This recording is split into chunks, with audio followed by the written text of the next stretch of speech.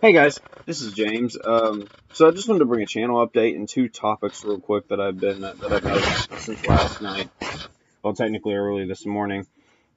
First off, my channel update. I'm done making Let's Plays. I don't have the equipment for it, and just sticking a camera at a screen is very unprofessional. So instead, I'm going to start making videos on reviews of games, game news, friggin' just a whole bunch of stuff about games still because I love games. I'm going to be making movie news, talk about religion, and just talk about the news in general.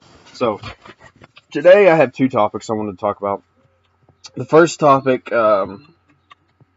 let's just start with one I found out about first.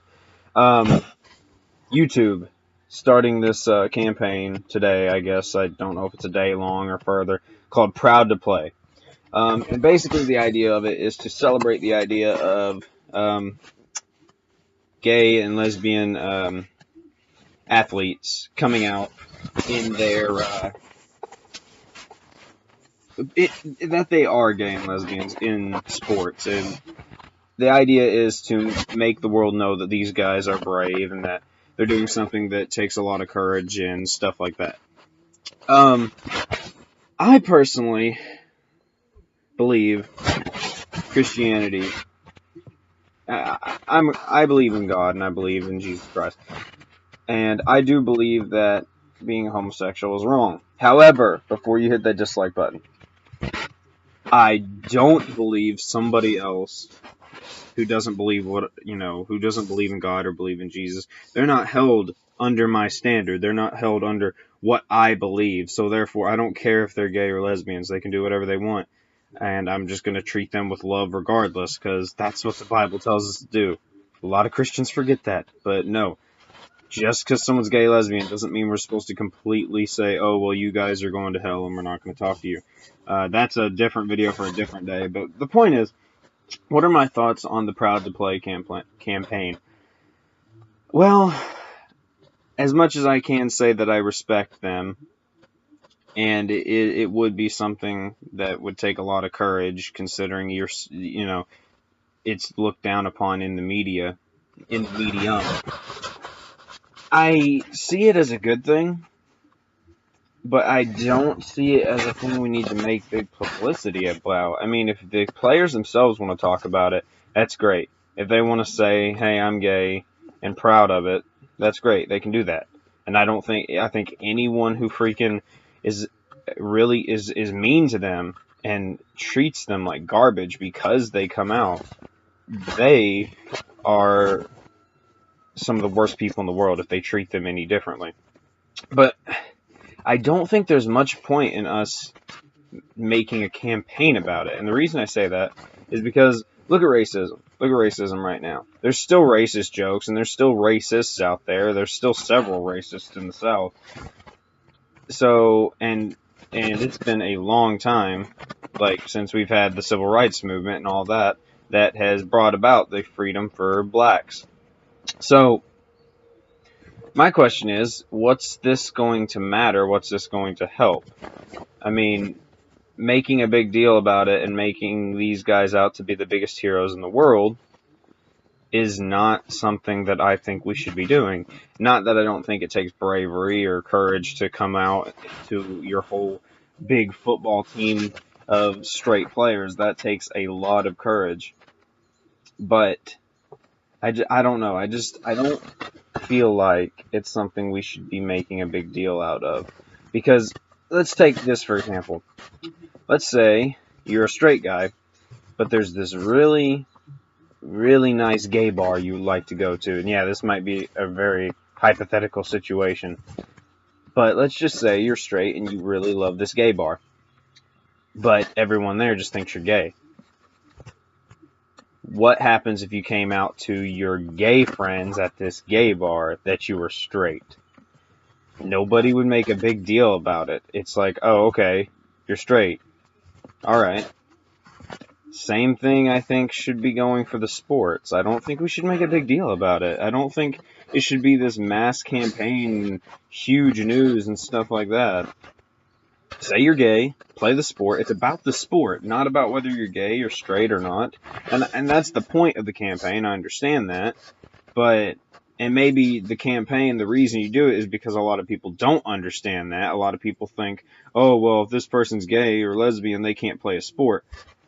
And so, yeah, maybe that's the reason you have the campaign, just to kind of show that. But I think what we need to take away from this is people need to learn that just because you're gay or lesbian, you can't play a sport.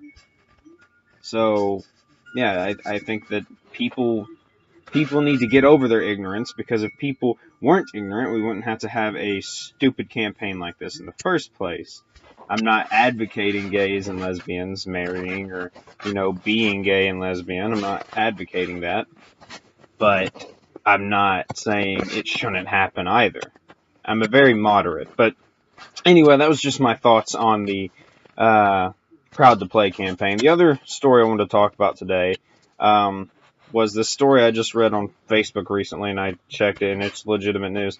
These two 12-year-old girls in Wisconsin tried to kill their best friend in the name of Slenderman. Slenderman. And I'm not going to belittle this story, even though it's ridiculous to me. I think it's absolutely ridiculous that someone's going to try to kill their friend in the name of Slenderman. But let me just back up for a minute, I guess, and think about this. Try to put my mind in the mind of a 12-year-old. I was 12. I was gullible. Everyone was 12 and gullible and would believe anything that they were told. But believing in Slenderman, something that they've made video games about, and it's an internet sensation. It was created on the internet. How do you believe something like that? How do you believe Slenderman? Now, I guess in a way, believing in a Slenderman is no more illogical than believing in a god. In a way. I don't want to get into that today, but point is, anything that has magical abilities that we can't, that we cannot view, we can never show, prove or disprove, anything like that is just as believable as the next. So, okay, let's say someone did believe in a Slender Man. Let's just say that. How far does it have to go for someone to actually be like, I want to kill my friend because I believe in Slender Man, and I'm going to kill my friend because Slender Man will kill my family if I don't, and we're going to go to Slender Man's mansion in Wisconsin. Apparently, if you guys know, Slender Man lives in a mansion in Wisconsin, so you might want to, if you ever wanted to meet him, you might want to go look in the woods over there. But anyway, I don't know. I mean, it sounds crazy on the surface, but if you think about it, it's kind of like a religion, if you think about it. Believing in something that's highly improbable, and then with that belief, acting on it because that's what you believe. So, this 12-year-old girl, I mean, it was two of them, but one of them seemed kind of not like she wanted to do the whole thing. But this one particular 12-year-old girl believed this so much that she would actually do it. She said she had no regrets. So she clearly still believes there's a Slender Man out there. So, my question is, and I guess this is where I'll get ready to wrap up the video. I'll ask this, and you guys can leave your comments in the comments below. Do you guys feel like this is as crazy as it sounds, or do you think that it's kind of been happening for years with other religions, and following blindly without actually doing scientific research and logical research, blah blah blah? That's some of the first videos I hope to be putting out, by the way, is logical reasons why I believe in the Bible. And I'm just going to start in Genesis and move on from there, and I'll take suggestions from viewers. But, I don't know. At first, when I read the story, I was like, my God, something's wrong with this girl psychologically. But, when you think about it, if that's the case, everyone who does something in the name of religion is just like this girl, because it's something she truly believed, and religion is something that everyone that believes in religion truly believes, and if their doctrine said to do something, more than likely they would do it. So therefore, Is this girl really that much of a nut, or is she just kind of like us, except with her own religion? I don't know.